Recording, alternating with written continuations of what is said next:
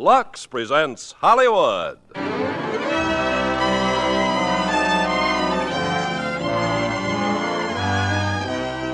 Lever Brothers Company, the makers of Lux Toilet Soap, brings you the Lux Radio Theater, starring Michael Rennie and Gene Peters in The Day the Earth Stood Still. Ladies and gentlemen, your producer, Mr. Irving Cummings.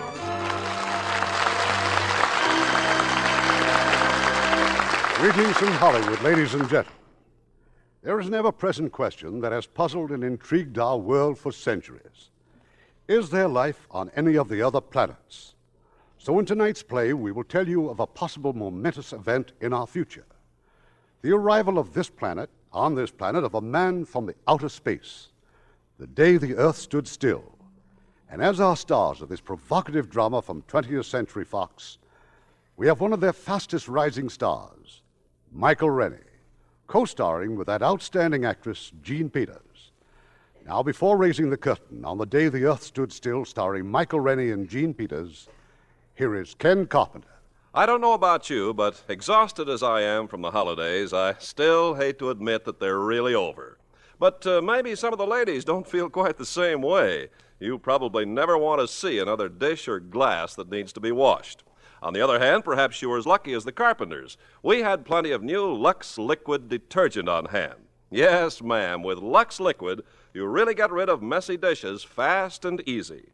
Put 1 teaspoonful of Lux Liquid into the dishpan, and the dishes literally soak clean. Just rinse, stack, and you're done. Lux Liquid's special formula actually dissolves the grease right off plates, and yet it's mild on your hands, Lux Mild. And the can it comes in is something out of the ordinary, too. It's unbreakable, and it has a wonderful new dripless spout that ends messy handling. Added to all this, Lux Liquid is really thrifty. Just 1 teaspoonful will do a dishpan full. And it's been proven 1 can outlasts several boxes of the leading laundry powder. Yes, Lux Liquid is truly the next best thing to a dishwashing machine. As good for dishes as Lux Flakes are for nylons. And there just isn't any other care like Lux Flakes Care for nylons. It really can double the wear you get from every pair. No matter what anyone else says, remember, 96% of stocking manufacturers recommend Lux Flakes Care. And like all Lever Brothers products, Lux Liquid and Lux Flakes are unconditionally guaranteed to be all they're promised or your money back. Now, Act One of The Day the Earth Stood Still, starring Michael Rennie as Klaatu and Gene Peters as Helen Benson.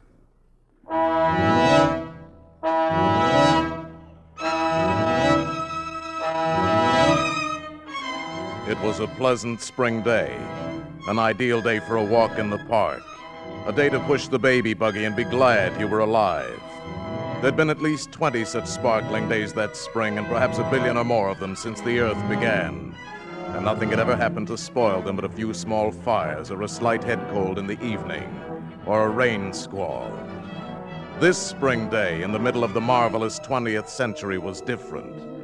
It was the most different day that had happened to mankind since the first Christmas. The thing was noticed in Hong Kong first on the British radar. But that's impossible. That thing must be doing about 4,000. That can't be aircraft, sir. Must be a buzz bomb. Better give an alarm. Keep it steady, though. Maybe faulty equipment. If the British radar in Hong Kong was faulty, so was the radar all over the Orient and Asia and Europe. So were the announcers on the radio. This is Moscow. This is Calcutta, India. This is Radio Luxembourg. The American radar screen quickly confirmed the fact that there was nothing wrong with the British radar, and that there was something very gravely wrong 40 miles out in space, far above the Earth. Luckton at Ferris to Baker.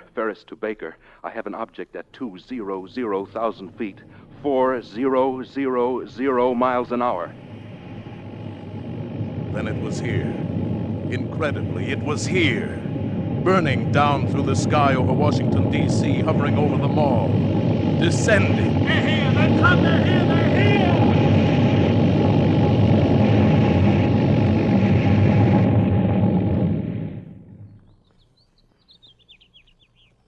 Not a sound.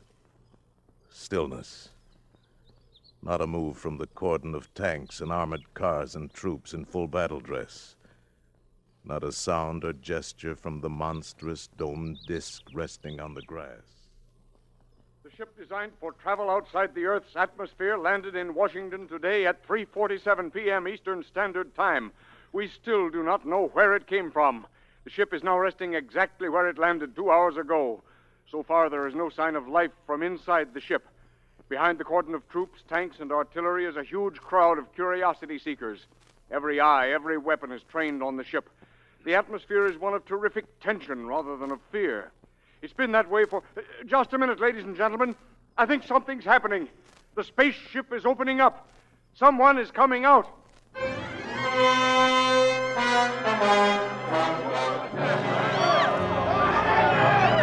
Keep calm, everybody. Don't get excited.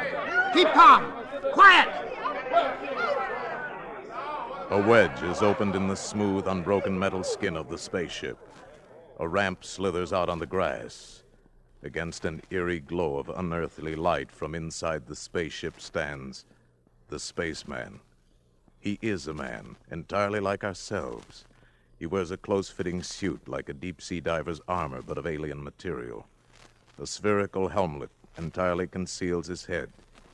He holds up his hand. He is going to speak. We have come to visit you in peace and with goodwill. Receive me as a friend. Here he comes, men. Watch it. Keep that BAR trained on him. He's gone for something in his tunic, sir. Quiet. It's a ray gun or something. I'm gonna let him have it! No, wait! You fool, he's down! Hold back that crowd! Everybody! Back! Your wound doesn't look too bad. I'm sorry, but you shouldn't have gone for that ray gun. It was not a weapon. He understands us. It was a gift for your president. With it, you might have studied life on other planets. What's bothering the crowd, Lieutenant? Tell him to... Oh, no. Oh, no! A nightmare stands on the ramp leading out of the spaceship. A mechanical giant, monstrous, all metal and menace, with a visor in his helmet lifting slowly, revealing a dreadful light boiling within that metal head. And suddenly, out of that incandescence, a narrow ray.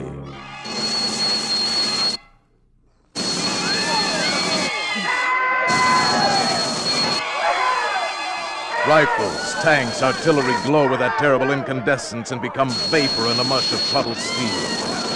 And in the deathly silence that follows, the robot strides down the ramp. The Avenger. From where? God! The Glet of Roscoe! He won't hurt you now. Let's get you to a hospital.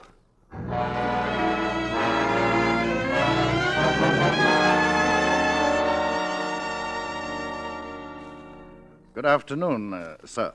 Good afternoon. The doctors here tell me your wound is not serious. No. It amazes them that it's almost healed already. I'm very glad. It should serve as some sort of indication of our powers. My name is Harley, secretary to the president.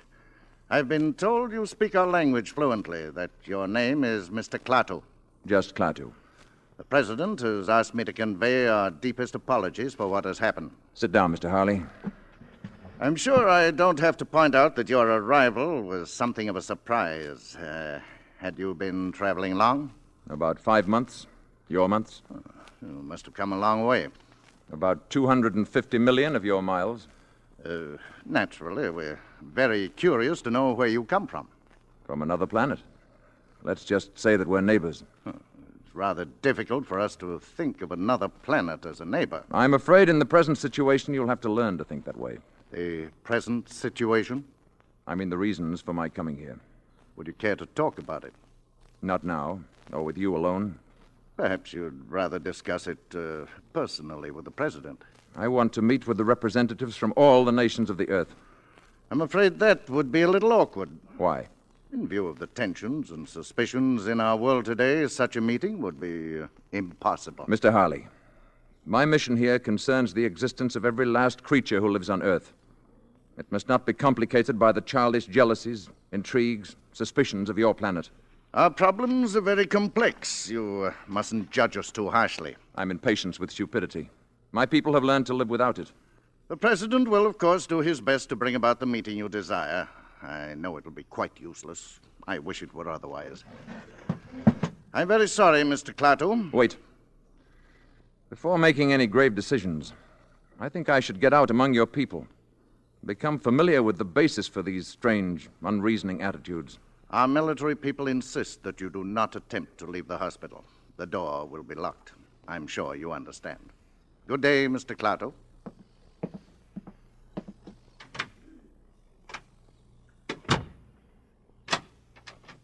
The door will be locked.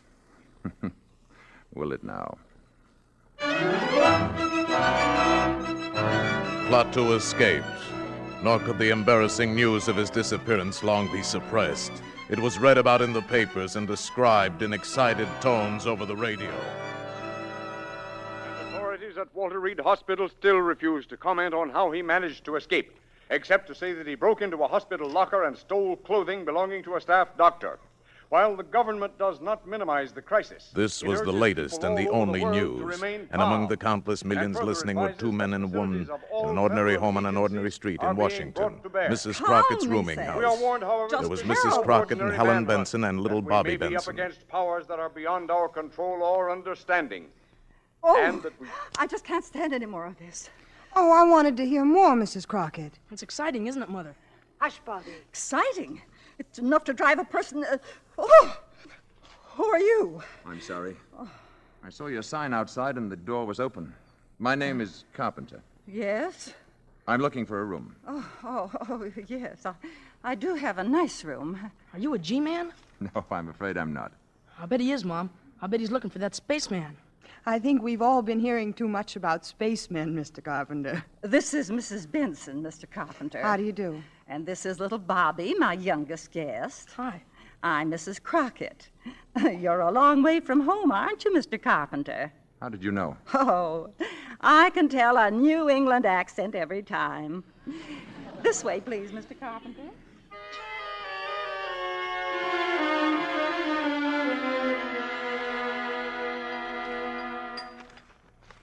And so this Sunday morning, we asked the question that has been plaguing the entire world for 2 days now. Where is the creature, and what is he up to? Eat your cereal, Bobby. Oh, Mom, I'm on muscle as it is. Bobby? Okay, Mr. Carpenter. I'm sorry, Mrs. Crockett. Please, go on reading. Creature, and what is he up to? If he can build a spaceship that can fly to Earth, and a robot that can destroy our tanks and guns, what other terrors can he unleash at will? What a man. Obviously, we must track down this monster and destroy him before he destroys us. Correct. Then why don't they do it? This spaceman, or whatever he is, we automatically assume he's a menace. Maybe he isn't after all. Well, then where is he, Mrs. Benson? What's he up to? Maybe he's afraid. Oh, he's afraid. Well, after all, he was shot the minute he landed here. I just was wondering what I'd do. Perhaps before deciding upon a course of action, you'd want to know more about the people here. Nothing strange about Washington. A person from another planet might disagree with you. Oh, it's all right, Mrs. Crockett.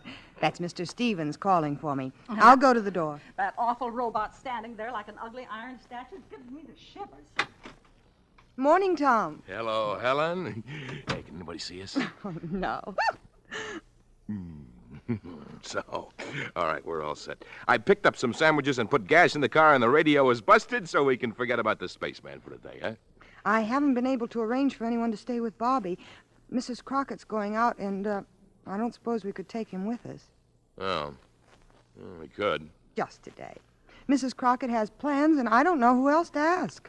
I haven't any plans. Oh, Mr. Carpenter. I'd be glad to spend the day with Bobby, if you'd let me. Oh, great, thanks. Well, it's very nice of you to offer. Oh, I'm sorry, Mr. Carpenter. This is Tom Stevens. Hi. How do you do? Bobby and I had a fine time yesterday afternoon. I thought he might show me around the city today. Well... Please, I'd enjoy it.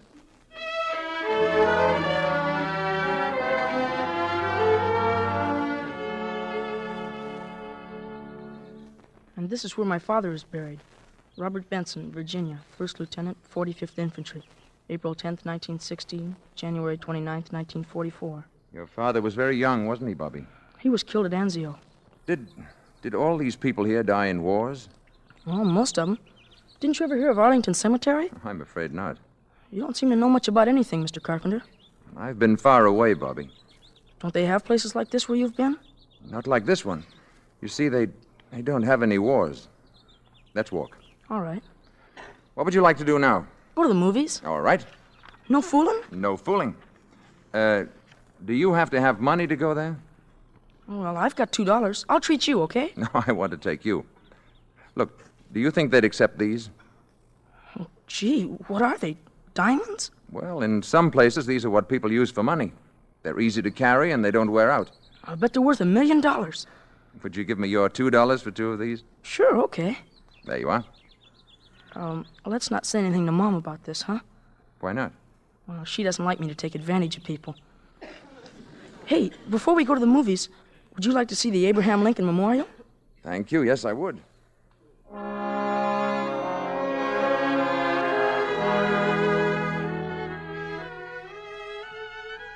this is it. That's the Gettysburg speech up there. That this nation under God shall have a new birth of freedom, and that government of the people, by the people, and for the people shall not perish from the earth. Those are great words. That's some statue. That's the kind of man I'd like to talk to. Bobby, who is the greatest man in America today? Oh, gee, I don't know. The spaceman, I guess. I was speaking of Earthmen. Oh, I don't know. The president? I mean the greatest philosopher, the greatest thinker, scholar. Oh, well, that's Professor Barnhart, I guess. Yes, Professor Barnhart. He's the greatest scientist in the world, and he lives right here in Washington, right near where my mother works. Where is that?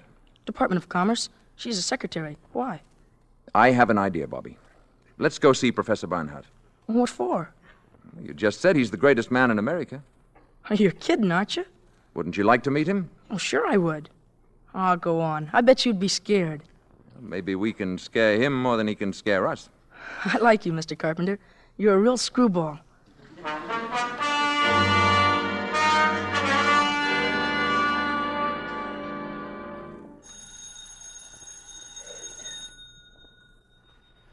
Gee, maybe the professor isn't at home. Let's take a look through that window. I'll bet this is where he works. Look in there. Books all over. Blackboard's full of stuff. Door's locked, too. Is it? I know it isn't, Bobby. Well, that's funny. We'll go in and wait for him. I'm sure he won't mind. Gee, just think. All the brains that goes on in here. What's all that stuff on the blackboard? It's a problem in celestial mechanics. And what's the matter? You'll never get the answer that way. Let's see. Hey, it says don't erase, don't touch. This is right. Check. Correct. Correct. And here's where he gets off the track. Now we'll fix that. So. You must be an arithmetic teacher, I bet. Differentiate the equation. There. Who are you? Uh-oh. How dare you come in like this? How dare you write on that blackboard? Do you realize the professor's been working on that problem for weeks? He'll solve it in no time now. What do you want? We came to see Professor Barnhart. Well, he's not here, and he won't be back until evening. I think you better leave. Will you tell him that Mr. Carpenter was here? 1615 M Street, Northwest. I think he'll want to talk to me. Indeed. Thank you. Oh, it may have entered your mind to erase what I've written on the blackboard. It certainly has. I wouldn't do that. The professor needs it very badly. Come on, Bobby. Carpenter, 1650 M Street, Northwest. Carpenter, M Street. Operator, give me the police.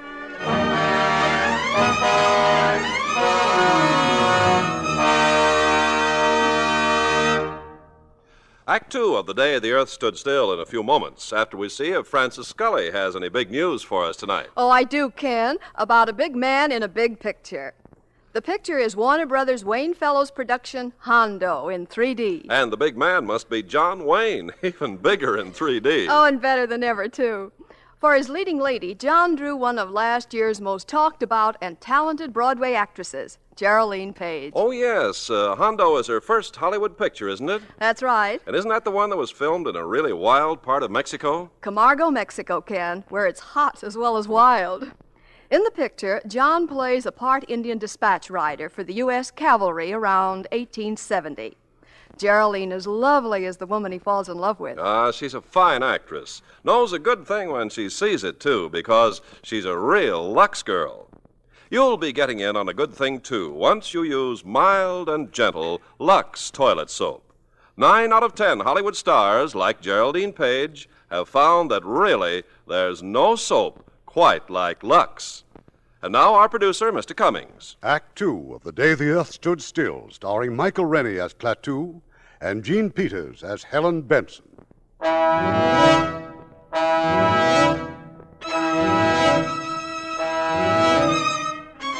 It is early evening of the same day. Tom Stevens and Helen Benson drive up to the boarding house after their picnic, quite unaware of the dark squad car parked at the curb a few feet ahead.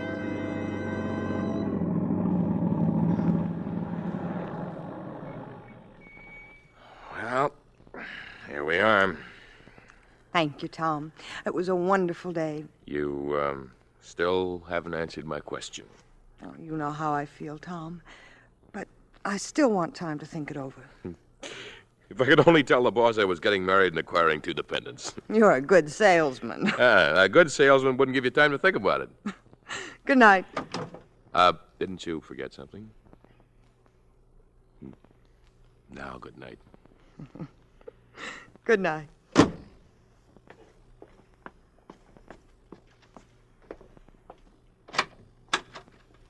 Night. Oh, Mr. Carpenter. Hi, Mom. Hello, darling. Mrs. Benson, this is Mr. Brady. How do you do? How do you do? Mr. Brady's a government agent. Oh? Did you have a nice day, Bobby? We had a swell time, didn't we, Mr. Carpenter? Yes, we did. We went to the movies and had a banana split, and we went to see Daddy. Oh, I don't know how to thank you, Mr. Carpenter. I enjoyed every minute of it. We better get going. Yes. Good night, Bobby. Good night. I'll tell you the rest of that story tomorrow. Good night, Mrs. Benson. Good night. Nice meeting you, Mrs. Benson. Thank you. Why did Mr. Carpenter have to go with Mr. Brady? I don't know. Maybe it was a mistake. Upstairs with you. Yeah. We sure had fun today. We went all over Washington, and we went to see Professor Barnhart. Professor Barnhart? Oh, sure. Barnhart? Up to bed now. Pronto.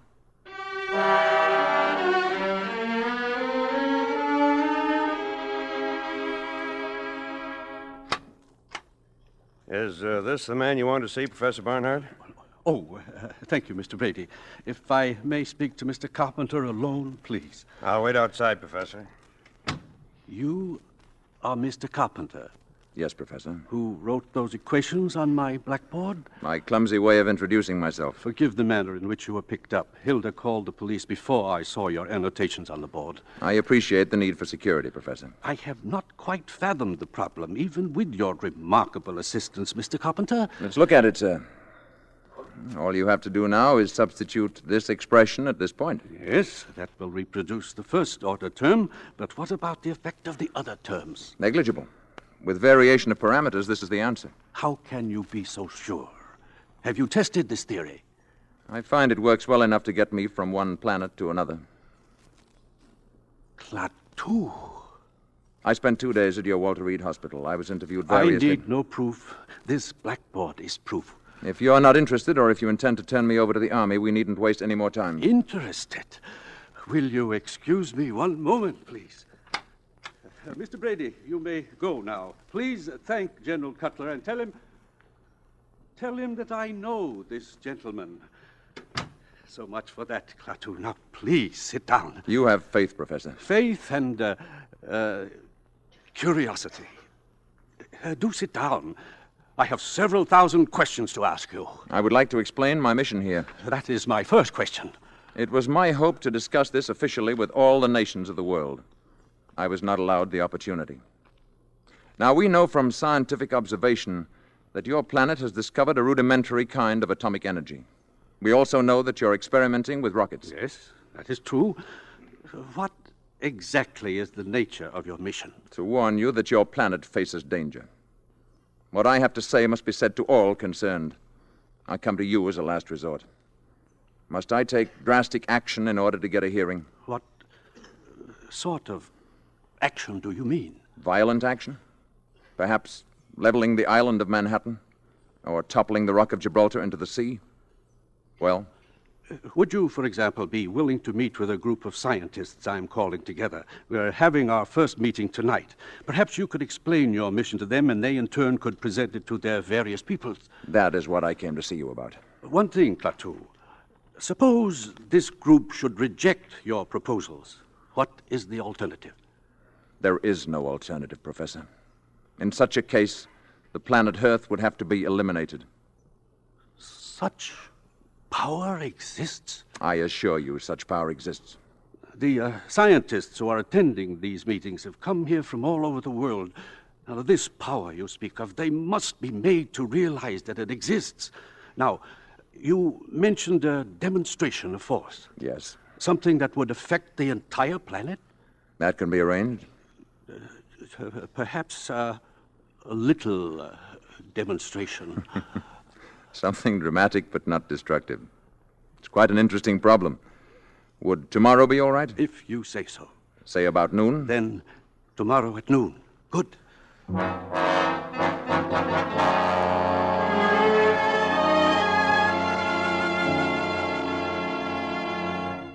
Going out tonight, Mrs. Benson? Oh, it's you, Mr. Carpenter. I'm afraid I startled you.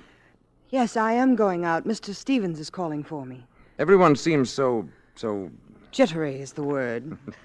Bobby's the only person I know who isn't jittery. He's a fine boy, Mrs. Benson. Naturally, I think so. Warm, friendly, intelligent. He's the only real friend I've made since I've been here. Mr. Carpenter, this is none of my business, but why did that detective come here last night, that Mr. Brady? Bobby and I tried to see Professor Barnhart in the afternoon, but he wasn't in. Apparently, they thought I was looking for secrets of some kind. Oh, that must be Tom now. Oh, Mr. Stevens, do come in. Helen is in the sitting room.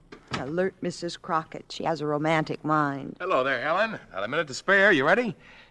Hello, Carpenter. Picture starts at 8:50 on the dot, Helen. I'll be ready in a minute. I was just talking to Mr. Carpenter. Oh, I hope Mr. Carpenter won't think I'm intruding. Excuse me. I was just going up to my room. Good night. Good night, Mr. Carpenter. Have a good time, both of you. Thank you. Tom, that was awful. I'm sorry. I guess I'm just tired of hearing about Mr. Carpenter. Mr. Carpenter. Shh. I don't like the way he's attached himself to you and Bobby. After all, what do you know about him? Very little, it's true. Well, let's not stand and talk about it anymore. I'll go up and get my things.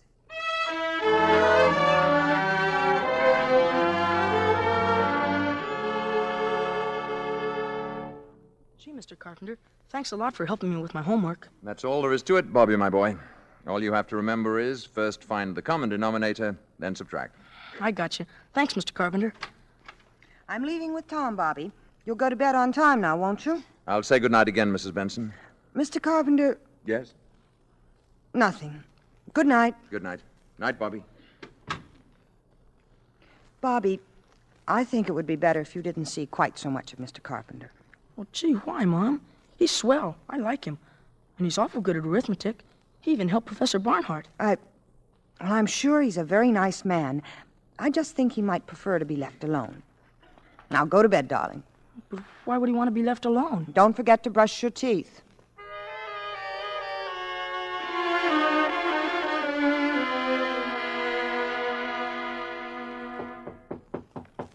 Come in. Bobby, do you have a flashlight I might borrow for tonight? Oh, sure, Mr. Carpenter. It's a real Boy Scout one. Thank you, Bobby. Why do you want it? The light in my room went out. See you tomorrow. Better get into bed now. Gee, I wonder if the batteries are any good. Mr. Carpenter! Bobby went to the door and opened it. What he saw down the hallway puzzled him. Mr. Carpenter's door was ajar and light was pouring out of his room. Funny. He said his light went out. Then Mr. Carpenter came out carrying the flashlight and stealing down the steps like a thief. This was peculiar, but this was adventure. Bobby followed Mr. Carpenter, and what he saw couldn't have been a dream. It was too real. But it couldn't have been true either. It was too deliciously frightful. Dream or not, it was filled with darkness, stung by staccato flashes from a genuine Boy Scout flashlight. Flashes that activated a giant robot into knocking out his guards so that Mr. Carpenter from the boarding house could get into the shed the Army had built around the spaceship. And dream or not, Bobby saw this Mr. Carpenter go into the spaceship. And then a wave of sheer terror swept over Bobby at last, and he turned and ran wildly away, the way little boys always run in nightmares, trying so hard and moving so slowly and all the time falling down. It was awful. It was swell.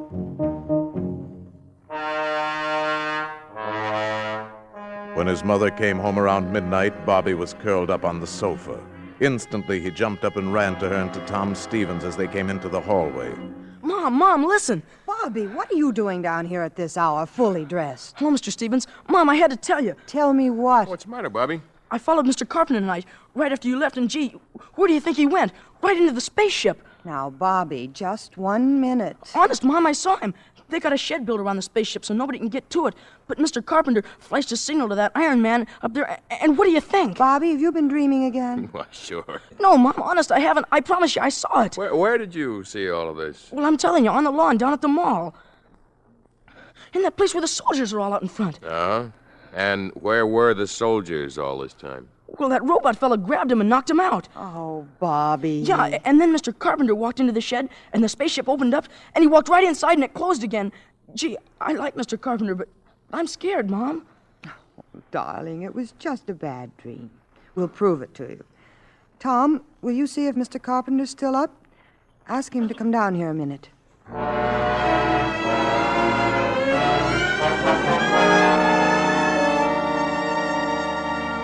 Helen. Yes, Tom? Helen, he's not there, but look what I found on the carpet. It can't be a diamond, can it? I don't know. But it's much too big. Oh, but it looks real to me. Oh, Mr. Carpenter's got lots of them. He gave a couple of them to me. Here. He gave you these? Well, not exactly. I gave him $2. I don't know, but this whole thing, it just doesn't make sense. Look, Helen, do you think it's all right for you to stay here? There's a strong lock on my door. And Bobby's going to sleep in my room tonight. Okay. Upstairs, nightmare boy. It wasn't a nightmare. Bobby. Yeah, Mom? Bobby, your shoes are soaking wet.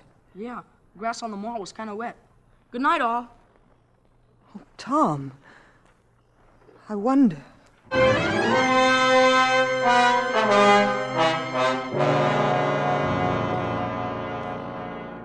Klaatu had promised what Professor Barnhart termed a little demonstration. Promised it for the following day at noon. It is now 2 minutes to 12. In the Department of Commerce building, Helen Benson has left her office on her way to lunch. She stands in the corridor waiting for an elevator. Mrs. Benson. Mr. Carpenter, what are you doing here? I came to see you. Well, I was just going to lunch. What is it? I saw Bobby this morning before he went to school. Yes? I want to know what he told you. Oh, Bobby has such an active imagination. Did you believe what he told you? Really, Mr. Carpenter, this is where I work, and I only have a short time for lunch today. If you'll excuse me... I'll go down with you. If you like. The service elevator's open. You'll have to press the button, Mr. Carpenter. Oh, yes.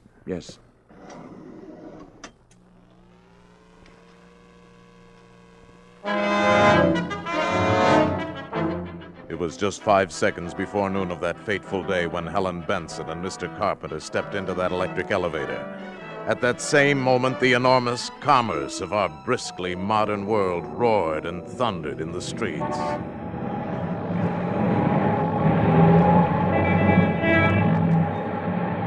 "5 seconds to noon. 4 seconds. 3 seconds. 2 seconds. 1. 0.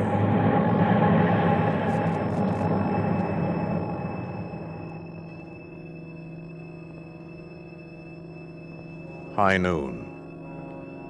And silence. All over the world, traffic stopped dead in a million streets. Here and there, a horse-drawn vehicle clopped its melancholy way among the motionless motors. Bicycles moved before awe and the common desolation made the riders stop of their own free will. Electric clocks stopped on the dot of noon. All across the powered world, the machines stood still. Toasters failed to pop and battle fleets on maneuvers drifted aimlessly on their dead propellers. Joe Smith's milkshake didn't spin, and the humming turbines deep in Hoover Dam didn't produce current. Mrs. Housewife's washer stopped in the middle of its cycle, and electric lights went out all over the world. At a conference table in Washington, a hasty council of the armed services was held. As far as we can tell, gentlemen, all electric power has been cut off all over with few exceptions. And even these exceptions are remarkable. Hospitals, planes in flight, that sort of thing. I wish I could be more specific, but all communications are out. I can tell you that we are preparing to declare a state of national emergency, but before we start discussing plans, I want a report from Colonel Ryder. All I can report, General, is that the robot at the spaceship was discovered to have moved last night. It knocked unconscious the 2 soldiers guarding the entrance to the shed the Army engineers had built around the spaceship, indicating that someone, presumably the spaceman, had wanted to get into the ship for one reason or another. In all likelihood to signal for this demonstration of his planet's power. Go on, Colonel. Well, that's all, sir. Well, gentlemen, until now, we've agreed on the desirability of capturing this man alive. We can no longer afford to be soft in this matter. We will get him alive if possible, but we must get him. Is that clear, gentlemen? Dead or alive? Get him.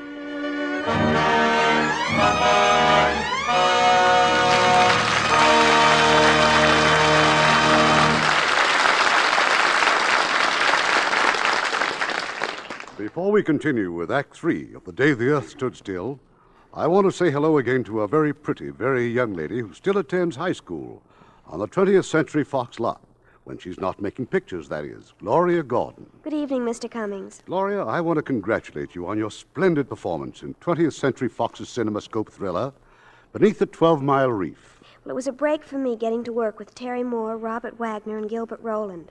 I'm Bob's sister in the picture, you know. It's my first CinemaScope appearance, too. Those Technicolor deep-sea diving scenes are beautiful as well as exciting. A fine picture like Beneath the 12-Mile Reef can start a career zooming, Gloria. I'm sure it will yours. And that peaches and cream complexion won't hurt a bit either, Gloria. Thanks, Mr. Carpenter. You can call mine a Lux complexion if you like, because I use Lux all the time to keep my skin looking just right. I think there's nothing like it. You know, it's hard to find a movie star who doesn't depend on Lux complexion care. In the bath, too, Lux toilet soap is so gentle, so refreshing. And like all Lever Brothers products, Lux toilet soap is unconditionally guaranteed. If it isn't all we say it is, your money will be returned. We pause now for station identification. This is the CBS Radio Network.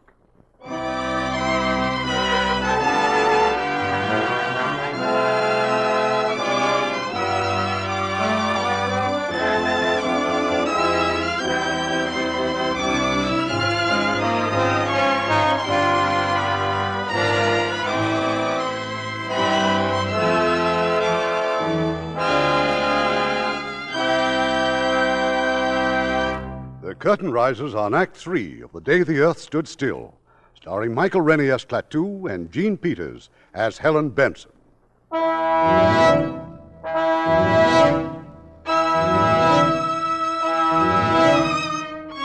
All over the world, electric power has been neutralized on the stroke of noon, as a token of the spaceman's power and as a warning to the Earth. While they've been trapped between floors in an elevator, the spaceman has told Helen his identity and purpose here. I've already told you more than I told Professor Barnhart, because my life, in a sense, is in your hands. But if I die, a world, your world, may die too. Yes, I understand. I thought if you knew the facts, you'd appreciate the importance of my not being caught before the meeting tonight with the world scientists. Yes, of course. Of course I do. You hold great hope for this meeting, don't you? I can see no other hope for your planet. If the meeting should fail, then I'm afraid there is no hope. Oh, the lights. And we've started again. It must be 12:30. Yes, exactly.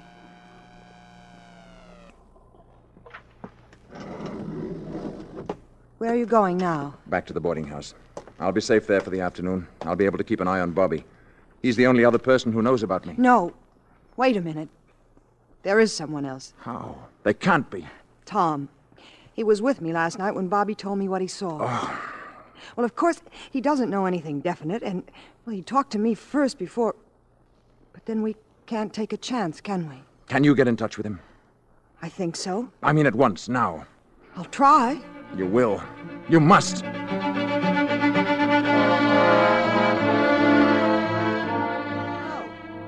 Hello? Operator, I was connected with my party. Please. Hello? Oh, is this Mr. Tom Stevens' office again? We were Well, I must speak to Mr. No, Mr. Stevens. Yes, this is Mrs. Benson. Benson! Well, when do you expect him in, then? Well, will you tell him I called, and please not to leave his office. I'm coming down to see him. Yes, it's very important. To you, too.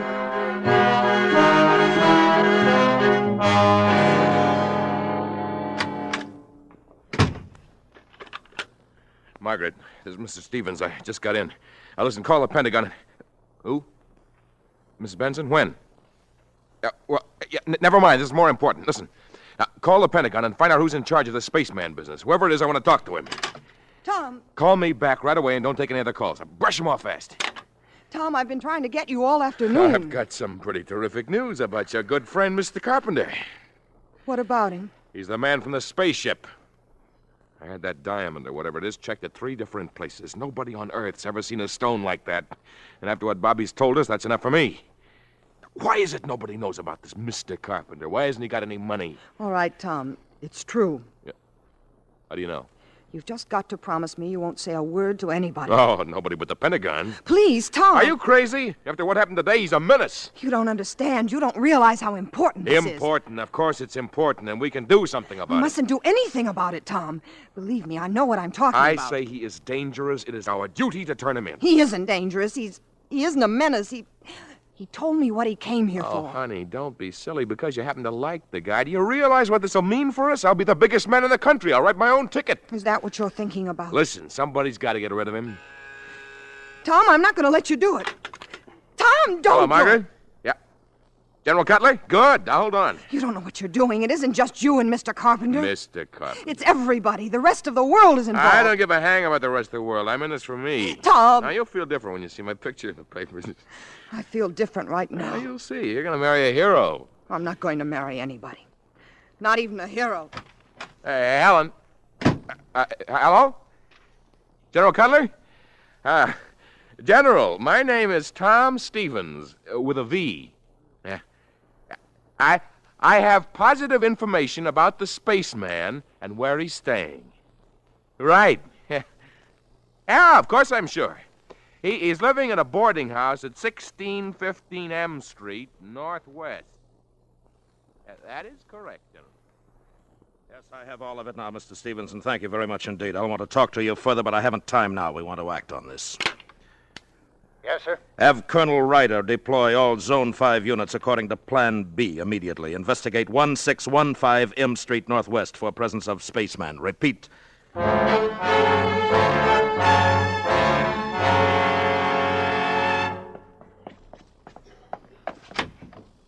Mr. Carpenter. Right here. Did you see Tom? What does he say? It's no good. It's too late. I got a taxi outside. Hurry.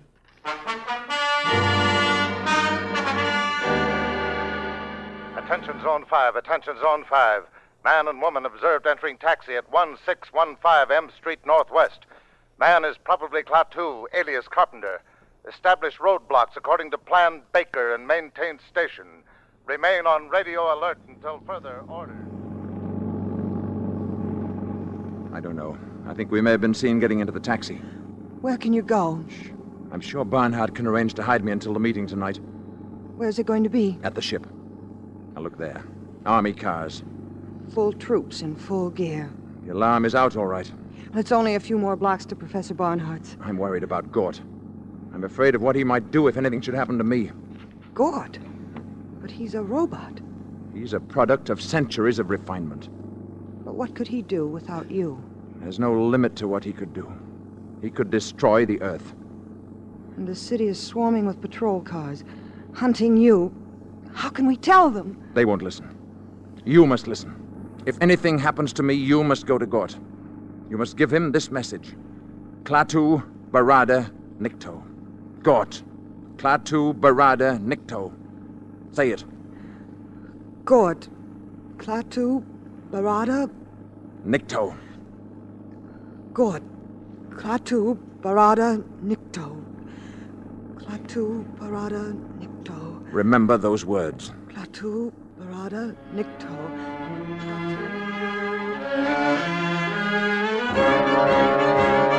Attention, Zone 5. Taxicab moving north on 14th Street from Harvard Street. Man and woman in back seat. License number H0012. H0012. Section 2, close in. This is your target vehicle. We're hemmed in. Driver will get out here. I'm going to try to run for it. If they get me, you get to Gort. Now. There he is! Stop or we'll shoot! Stop or we'll fire! Mr. Carpenter! Gort! Run! Never mind, I'll check the guy.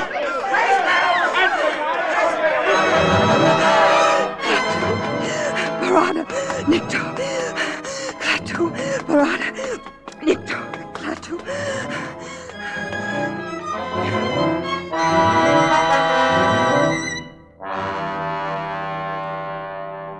Centuries, ages of superhuman, superplanetary skill had bred intuition and a dim power of reason into the enormously complex intelligence inside of Gort's metal brain case.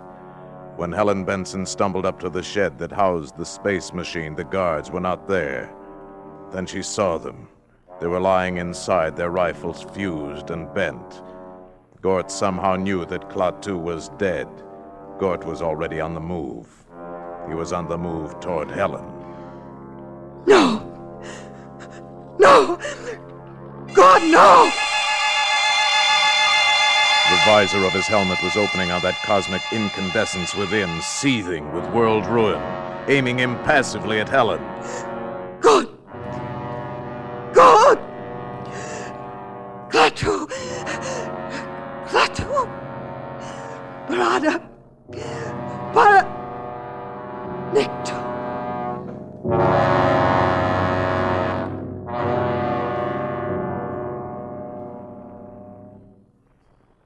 Helen Benson fainted. When she returned to consciousness, she was lying on a dais bathed in a soft, shadowless light, in a chamber vaguely circular of completely unfamiliar build. She was in the space machine. Across the room stood Gort with his back to her, and lying in front of him on a platform was Klaatu. Mr. Carpenter.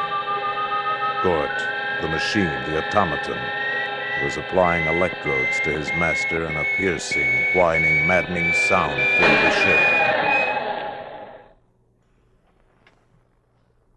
Klaatu moved. He sat up.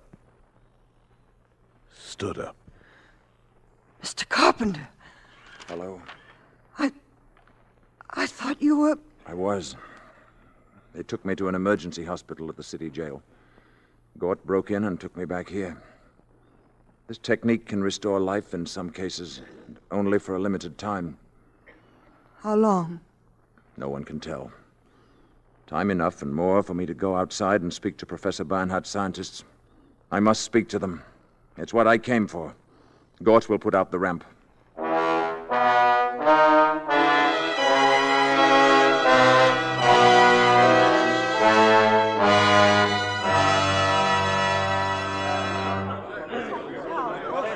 You people of Earth, you men of science, you are here from all over your world, Europe, Asia, representing many nations, many ideas. I am leaving soon. You will forgive me if I speak bluntly. The universe grows smaller every day. Where I come from, we believe there must be security for all, or no one is secure. This does not mean giving up any freedom, except the freedom to act irresponsibly. This is the message that I ask you to take back when you return to your native lands. Tell your people and your governments that we have created a race of robots whose function it is to patrol the planets in spaceships and preserve the peace. At the first sign of treachery, they will act automatically. Nothing you have here on Earth can stop them. The penalty for provoking their action is too terrible to risk. Your choice is simple. Live in peace or perish in violence. We shall be waiting for your answer. The decision rests with you. Gort Baringo.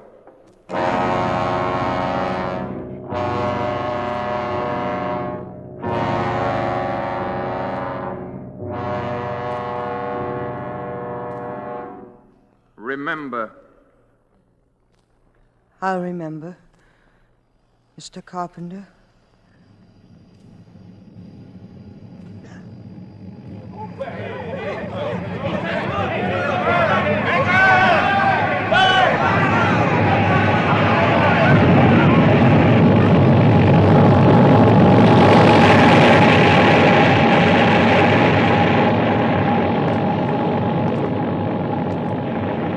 And as they had seen him come, so did they see him depart. And the people of the earth pondered upon the warning.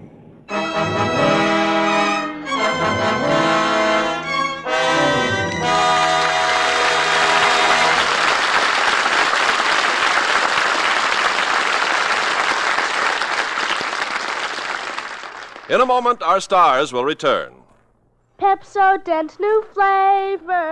Pepsodent's new flavor. Pepsodent's new flavor. Wow! Pepsodent's new flavor. And the clean mouth taste for hours. Yes, the big news is Pepsodent has a brand new wonderful flavor.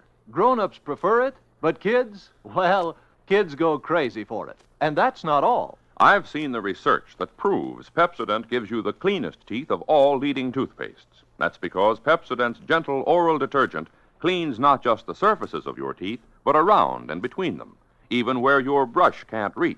Your own personal proof of this is Pepsodent's clean mouth taste for hours. So try new Pepsodent White. Or if you prefer chlorophyll, Pepsodent Chlorophyll. You like Pepsodent's new flavor. Pepsodent's new flavor. Wow! Pepsodent's new flavor. And the clean mouth taste for hours.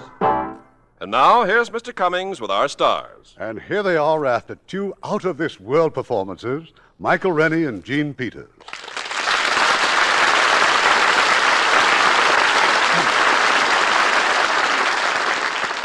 Mike, have you ever seen any UMOs? What's a UMO? An unidentifiable moving object. Yes, I saw several years ago in London. You mean during the war? No, when I was a very young actor. But the flying objects were later identified as ripe tomatoes and eggs and cauliflower. And how about you, Gene? Seen any flying saucers? Oh, actresses aren't interested in such things, Irving. We prefer King of the Khyber rifles. After all, who cares about spacemen when you can see Tyrone Power and Michael Rennie in their latest picture, co-starring with Terry Moore? Oh, Marilyn Monroe, Betty Grable, and Lauren Bacall in How to Marry a Millionaire. And both these 20th Century Fox pictures are in Technicolor and CinemaScope. And these exciting new mediums are especially interesting to actresses. Their new stars must be especially interested in Lux soap for your complexion. We certainly are. I, for one, started using Lux soap for my complexion years ago, and I'm certainly glad I did. Now, Irving, what's in store for next week? Well, Mike, we're going from life in the future back to the charming era of the Roaring '20s. It's a delightful, amusing story of a multimillionaire who, for sentimental reasons, presents an average happy family with $100,000 and almost ruins their lives. It's Has Anybody Seen My Gal?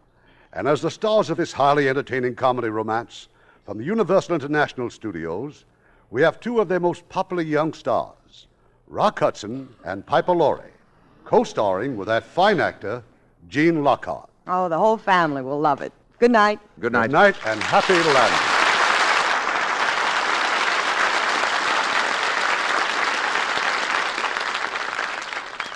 Hello there. I'm Art Linkletter.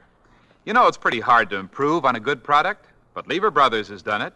Now, all-purpose surf is better than ever, even better than the surf you may have used last year. You see, today's surf is made from a new, improved formula that gets your clothes so clean they smell clean. When you wash your clothes with surf, you don't need to worry about a stale, sour smell or that unpleasant medicinal odor that some detergents leave, because surf-washed clothes have a clean, sunshine freshness, like they'd been swinging in the breeze on a sunny day. And they have that same clean freshness whether you dry them indoors or out. Today's surf gets white things really clean without bluing or water softener, and you never need a bleach except for stubborn stains. So if you haven't tried all-purpose surf lately, try it soon. Take it from your old friend Art Linkletter. You like surf for everything you wash, 'cause when you wash them with surf, they smell like sunshine. Thanks, Art Linkletter. And I'd like to say again that when you wash things with surf, they smell like sunshine. And that's important, because things aren't really clean unless they smell clean. It's true that all good detergents these days get clothes clean looking. But surf does more. Yes, surf gets clothes so clean they smell like sunshine. And that means they're clean, clear through. So, ladies, why don't you prove it to yourselves? Get surf tomorrow and discover what a really clean wash is.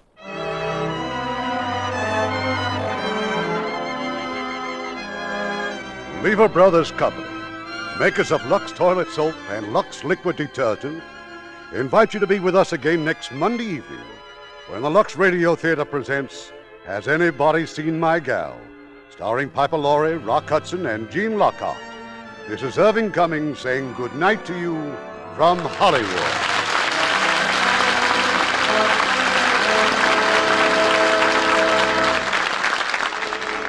Knowing how to save regularly is sometimes the only difference between success and failure.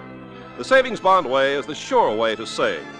Every year, United States savings bonds grow in value. Interest increases year by year. As your bond investment grows, so does your security. Save for the future by investing in United States savings bonds today. Join the payroll savings plan where you work.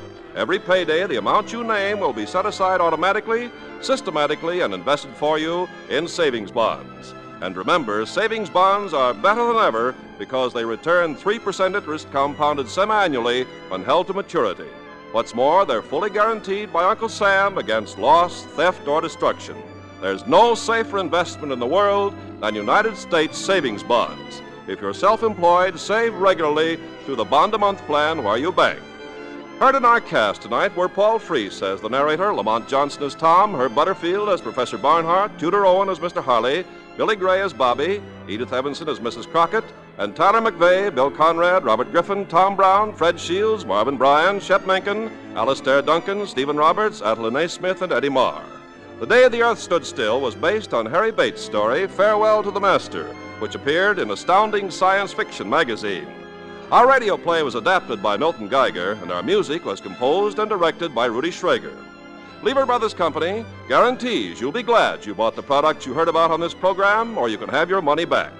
This is your announcer, Ken Carpenter, reminding you to join us again next Monday night to hear Has Anybody Seen My Gal?, starring Rock Hudson, Piper Laurie, and Gene Lockhart. Every Thursday evening, Lever Brothers Company brings you the Lux Video Theater. Consult your local newspaper for time and station.